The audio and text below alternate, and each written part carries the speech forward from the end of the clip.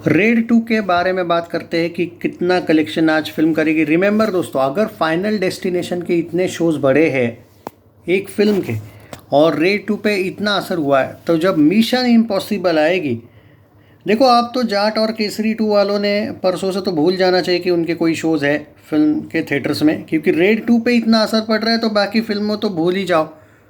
इक्का दुक्का शोज से क्या ही कलेक्शन आएगा, ऐसा होने वाला है। वो तो शुक्र है भगवान के कि जाट भी हिट हो गई। केसरी 2 का वर्डिक्ट आना बाकी है ऑफिशियल बॉक्स ऑफिस का, और रेड 2 का ऑलरेडी सुपर हिट का वर्डिक्ट आया है। बस अब ब्लॉकबस्टर की ओर है रेड 2। बहुत अच्छा हुआ कि एक अजय की फिल्म को थोड़ा टाइम मिल गया और ये सुपर हिट हो चुकी है। भाई कल भी 50,000 टिकट 24 घंटों में बुक माई शो पे बिके हैं। और एक बात ज़रूर आपको मैं एक अंदाज़ा दे देता हूँ, जो लोग मुझसे पूछ रहे हैं कि शोज़ कितने कम हो सकते हैं, मैं एक अंदाज़ा देता हूँ। मैंने पिछले थिएटर में जो देखा था वो एक 13 शोज़ थे हमारे एक थिएटर में, जहाँ पे मुझे याद है 13 शोज़, क्योंकि भूल चूक माप नहीं आई थी इसलिए। एट प्रेजेंट अगर फाइनल डेस्टिनेशन आने के बाद भी 8 पे आ चुकी है शोज़, 8 पे 13 के 8 हो गए। 5 शो, मतलब मैं बड़े थिएटर की बात करूँ। तो जब मिशन इम्पॉसिबल आएगी तो वो कितने होंगे रेड 2 के शोज़?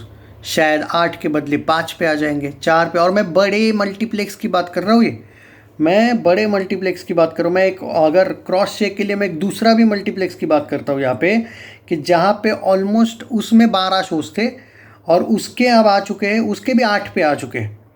तो जब मिशन इम्पॉसिबल आएगी परसों या कल, आई थिंक परसों, उसके 2 डेट्स है भाई। कुछ जगह पे बोल रहे कि कल ही आ रही है, कुछ जगह पे बोल रहे परसों आ रही है।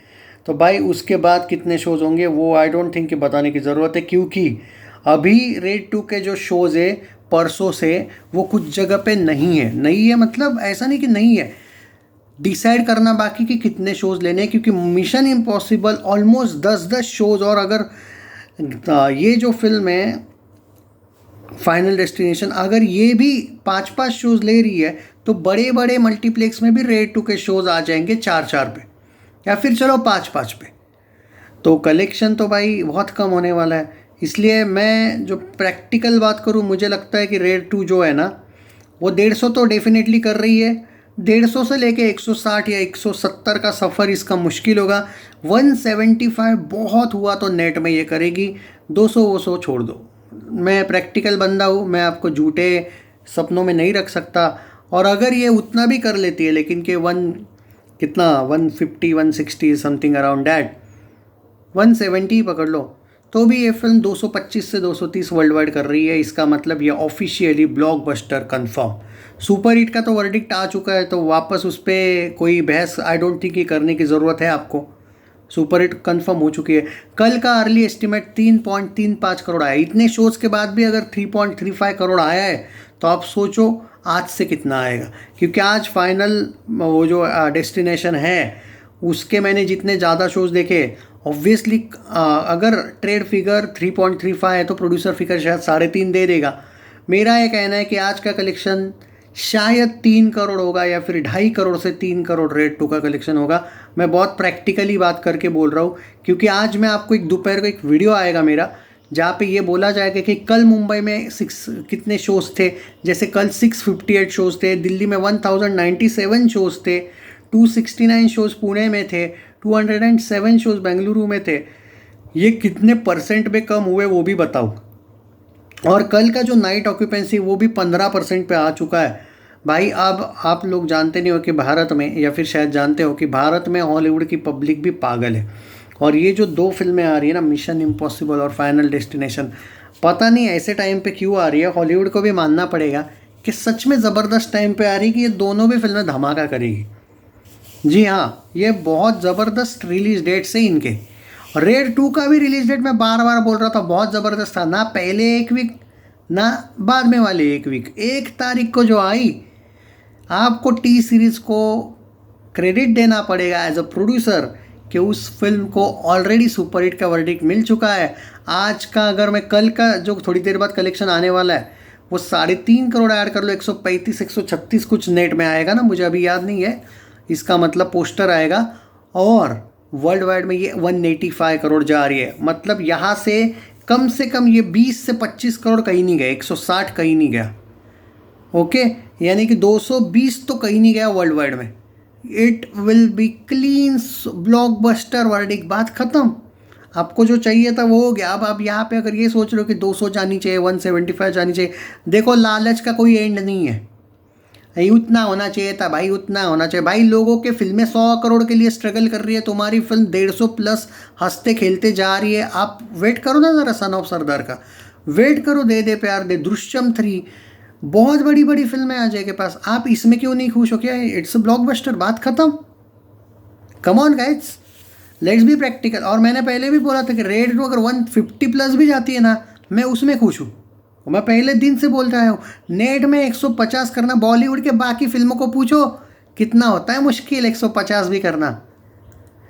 रेड 2 छावा के बाद इस साल की सबसे बड़ी हाईएस्ट ग्रॉसर है, क्योंकि उसने स्काई फोर्स को भी वर्ल्ड वाइड में पेल दिया है।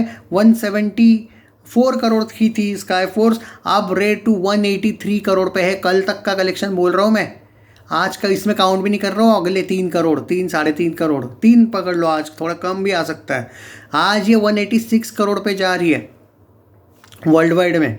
नेट में अगर आज ये 3 भी कर लेती है तो मेरे अकॉर्डिंग कितना आया था कल, 132 आया था क्या कुछ? तो इसमें आप 135 और 3 138 मान के चलो नेट में। बहुत ही जल्द 150 होने वाली है भाई। ओके, तो ये ऑफिशियल, एक्चुअली सच बोलूँ ये अभी से ही ब्लॉकबस्टर है, क्योंकि इसका सुपर हिट का वर्डिक्ट, मैं क्या बोल रहा हूँ सुनो, सुपर हिट का वर्डिक्ट जा चुका है। अब आके अब जो भी कमा रही है ब्लॉकबस्टर के लिए कमा रही है, मैं वो बोल रहा हूँ। हाँ सॉरी, 133 करोड़ कल तक आया था, 133.9, उसमें आप 3.5 ऐड करो और आज के 3, 2.5 या 3 ऐड करो, यानी कि 138 कहीं नहीं गया। 138 से लेके 139 करोड़ का net collection. It is already a blockbuster. आपको क्या चाहिए और? Just relax, enjoy. Ajay fans, Chhava के बाद ये एट प्रेजेंट इस साल की सबसे बड़ी हाईएस्ट बॉलीवुड की फिल्म है। और अजय के पास और 2 फिल्में इस साल, दे दे प्यार दे है और सन ऑफ सरदार है। सो अजय का जो ईयर है, अब आप कुछ नकली नमूने जो होते हैं वो बोलते हैं कि भाई आज़ाद से तो डिज़ास्टर दी थी। तो भैया वो आज़ाद जो मूवी थी उसमें अजय देवगन कितनी देर थे, और वो किसकी फिल्म थी? वो आमन की फिल्म थी। अजय का क्या लेना देना है उसमें? कैमियो होता है भाई। अगर उस कैमियो को आपको कहना है कि वो अजय की फिल्म है, तो ये क्यों नहीं बोलते हो कि RRR भी अजय की ही फिल्म है, उसने 1400 करोड़ कमाया, वर्ल्ड वाइड में हाईएस्ट अजय देवगन का 1400, ये क्यों नहीं बोलते? जब तुम अजय के बोलते हो कि 15 फिल्म 100 करोड़ प्लस गए हैं, 16वां नहीं बोलते हो क्योंकि RRR अजय की नहीं है, उसमें वो कैमियो है। तो फिर ये लॉजिक नहीं होना चाहिए। एक तो उसको भी ऐड कर लो तो ही हम आज़ाद को भी अजय की फिल्म बोल देंगे, या फिर उसको नहीं करते हो ना काउंट कि वो अजय की नहीं है RRR, तो इसमें भी नहीं है क्योंकि वो भी कैमियो था, ये भी कैमियो। इसमें डिज़ास्टर थी, वहाँ पे ऑल टाइम हिस्टोरिकल ब्लॉकबस्टर बनी हो। प्लीज़ यार अनबायस्ड रहो। अजय देवगन के मेन लीड वाली फिल्मों की बात कर रहे हैं हम। क्लीन बात है कि उसका 2025 ज़बरदस्त शुरू हुआ है, पहली ही फिल्म ब्लॉकबस्टर हुई है। बचे 2। चैनल सब्सक्राइब नहीं किया है तो कर लीजिए। एंड लेट्स बी प्रैक्टिकल बोला करो भाई, प्रैक्टिकली बात करो। उस लॉजिक से तो फिर स्त्री 3 अक्षय कुमार की फिल्म है, उसने भी 600 करोड़ हिंदी नेट में दे चुका है। फिर वो यार कम ऑन यार, कैमियो होता है। बाकी आप लोगों पर, चैनल सब्सक्राइब नहीं किया है तो कर लीजिए। ख्याल रखो अपना, डिफरेंस समझा करो। By the way it's already a blockbuster. आज मेरे अकॉर्डिंग मुझे लगता है आज मेरा प्रेडिक्शन, क्योंकि भाई मैं शोज़ देख रहा हूँ थोड़े कम हुए हैं, मैं 2.5 से 3 करोड़ का एक प्रेडिक्शन कर रहा हूँ आज का।